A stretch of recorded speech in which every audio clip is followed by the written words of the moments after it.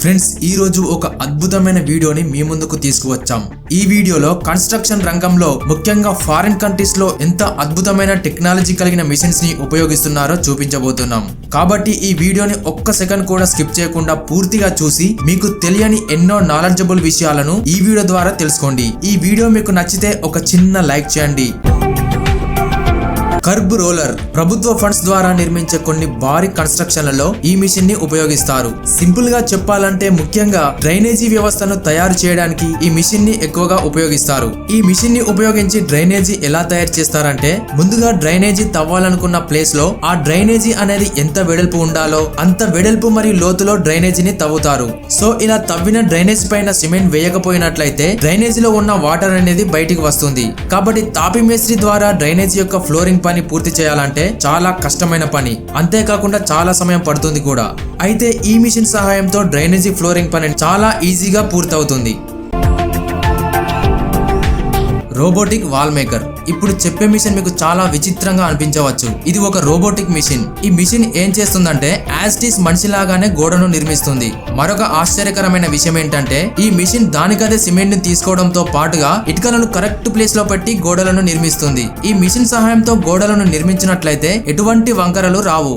ఈ robotic machine గురించి మీరు ఇదివరకే చూసి మరియు విని ఉన్నట్లయితే కింద మాకు కామెంట్స్ లో తెలియజేయండి. ఒకవేళ చూడకపోయినట్లయితే ఈ వీడియోలో చూస్తున్నారు కాబట్టి ఈ వీడియోకి ఒక చిన్న లైక్ చేయండి. Max stripper. సాధారణంగా ఇంటి నిర్మాణం పూర్తి అయిన తర్వాత చేయాల్సిన ముఖ్యమైన పని ఇంటి యొక్క వైరింగ్ ని పూర్తి చేయడం. వైరింగ్ చేయడం అంటే సింపుల్ గా చెప్పాలంటే మన ఇంట్లో వాడే కరెంట్ కోసం ఉపయోగించే వైర్స్ అనేవి బయటకు కనబడకుండా గోడ లోపల ఫిక్స్ చేయడాన్నే వైరింగ్ అని అంటారు. సో గోడ లోపల పైపుల ద్వారా వైర్స్ ని ఫిక్స్ చేయాలి అంటే గోడ లోపల ఏ ప్లేస్ లో అయితే మనం వైరింగ్ చేయాలి అని అనుకుంటున్నామో ఆ ప్లేస్ ని ఎంప్టీ చేయాలి. అంటే వైరింగ్ చేయాలనుకుంటున్న భాగాన్ని తొలగించాలి. కాబట్టి వైరింగ్ చేసేటప్పుడు గోడల మధ్య పైప్స్ ని ఫిక్స్ చేయడానికి ఈ మిషన్ చాలా సులువుగా గోడలను కట్ చేస్తుంది. అయితే ఇంతకు మునుపు అంటే ఈ మిషన్స్ లేనప్పుడు ఇలా గోడలకు రంధ్రాలు చేయడానికి చాలా గంటలు మరియు రోజులు కూడా పట్టేవి.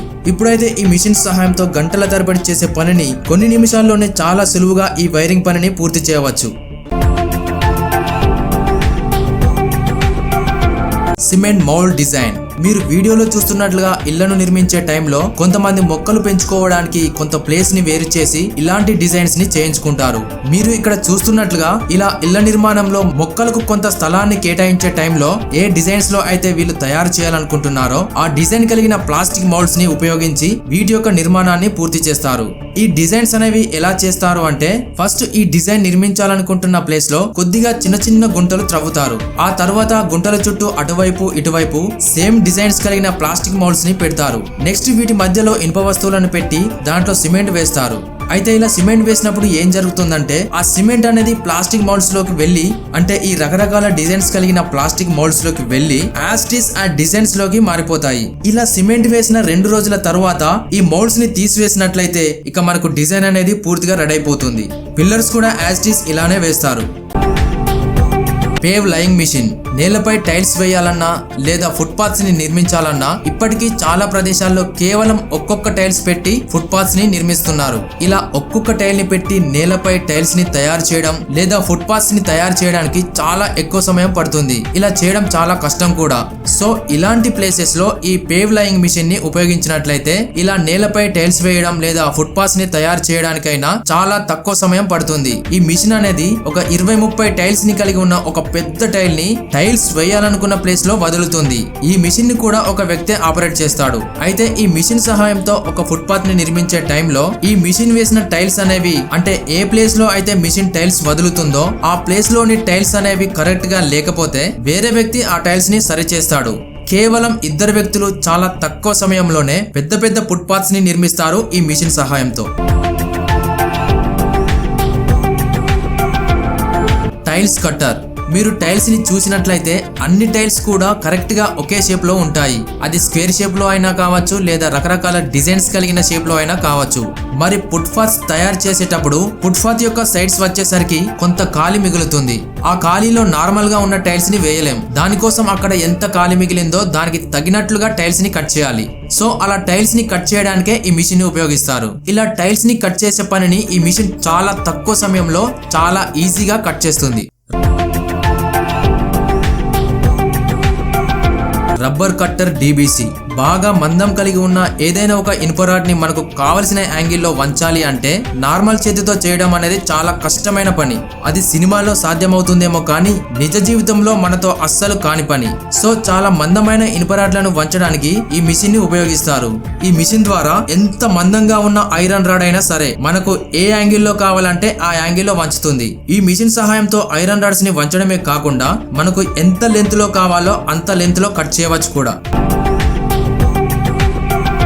Plastering machine. కొన్ని సంవత్సరాల క్రితం అయితే ఎటువంటి మిషన్స్ ని ఉపయోగించకుండా తాపీ మేస్త్రీలే సిమెంట్ కలిపి ప్లాస్టింగ్ పనిని పూర్తి చేసేవారు. ఇప్పటికి కూడా చాలా ప్రాంతాల్లో ఇలాగే చేస్తున్నారు. కానీ ఈ ప్లాస్టరింగ్ మిషన్ ని ఉపయోగించి గోడపైన ప్లాస్టింగ్ చేయడం అనేది చాలా ఈజీగా ఉండడమే కాకుండా చాలా ఫాస్ట్ గా పూర్తి చేయవచ్చు. ఈ మిషన్ సహాయంతో గోడపైన ప్లాస్టింగ్ పని పూర్తి చేసినట్లయితే ఎటువంటి మిషన్ లేకుండా నార్మల్ గా ఎలా ప్లాస్టరింగ్ పని పూర్తి చేస్తారో దానితో పోలిస్తే సిమెంట్ యొక్క వేస్టేజ్ అనేది చాలా తక్కువగా ఉంటుంది. అంటే సిమెంట్ అనేది ఎక్కువగా వృధా అవ్వదన్నమాట. Plaster lying machine. గోడలను నిర్మించే సమయంలో ఒక ఇటుక లైన్ కి మరో ఇటుకల లైన్ కి మధ్యలో స్ట్రాంగ్ బాండింగ్ ఏర్పాటు చేయడానికి సిమెంట్ వేస్తారు. ఇలా సిమెంట్ వేయడం అనేది నార్మల్ గా మనుషులే చేస్తారు. బట్ ఈ మిషన్ సహాయంతో మనుషులే సపరేట్ గా కొంచెం సిమెంట్ తీసి దానిపై వేయాల్సిన పని ఉండదు.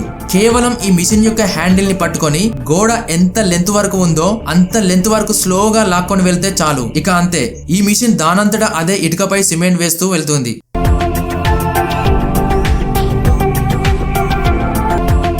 Plastering laying machine 2. ఈ మిషన్ కూడా ముందు చెప్పిన మిషన్ లానే పనిచేస్తుంది. కాకపోతే ఆ మిషన్ కి ఈ మిషన్ కి మధ్య ఉన్న తేడా ఏంటంటే ఈ మిషన్ అనేది ఇటుకలపై సిమెంట్ వేసే టైంలో సిమెంట్ మధ్యలో ఖాళీలు వచ్చేలా చేస్తుంది.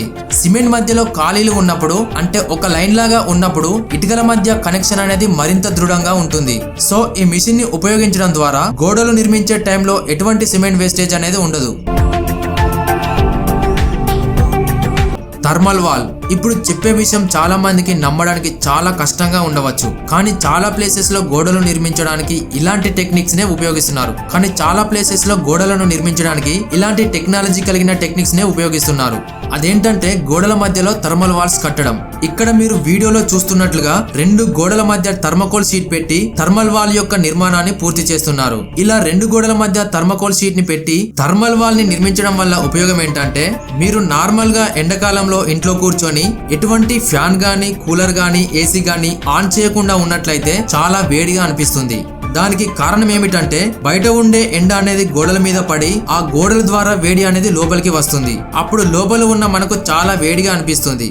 అయితే థర్మకోల్ షీట్ తో గోడను నిర్మించినట్లయితే మనకు వేసవి కాలంలో పెద్దగా వేడి అనిపించదు. అలా అని కూల్ గా కూడా ఉండదు. నార్మల్ టెంపరేచర్ లో ఉన్న ఫీలింగే మనకు కలుగుతుంది. ఇలా బయట ఎంత ఎక్కువ వేడి ఉన్నప్పటికీ లేదా ఎంత చల్లగా ఉన్నప్పటికీ ఈ థర్మకోల్ షీట్ అనేది బయట నుంచి వచ్చే టెంపరేచర్ ని కంట్రోల్ చేయడం కారణంగా లోపల ఉన్న మనకు నార్మల్ టైంలో ఎలా ఉంటుందో అలాంటి ఫీలింగ్ మనకు కలుగుతుంది. సో దాని కారణంగానే చాలా ప్లేసెస్ లో థర్మకోల్ షీట్ వాల్స్ ని ఉపయోగిస్తున్నారు.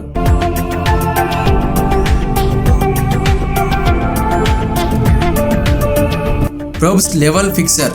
సాధారణంగా ఫుట్పాత్స్ అయిన టైల్స్ వేయడానికి ముందుగా ఆ ప్లేస్ లో ఇసుక వేస్తారు. ఇసుక మొత్తం సమానమైన ఎత్తులో రావడంతో పాటుగా ప్లేన్ గా రావడం కోసం మనుషులే వాటిని సరిచేసినట్లయితే అది చాలా కష్టంతో కూడుకున్న పని.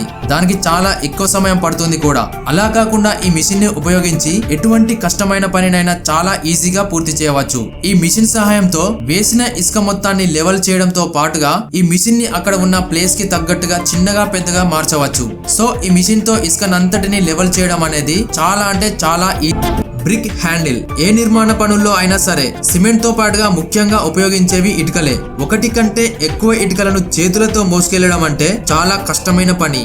ఈ మిషన్ సహాయంతో ఒకేసారి 6 ఇటుకలను మనం మోసుకెళ్లవచ్చు.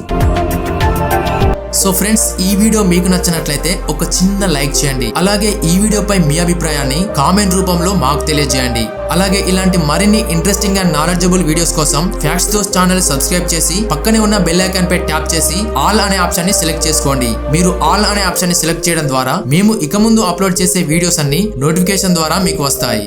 And thanks for watching.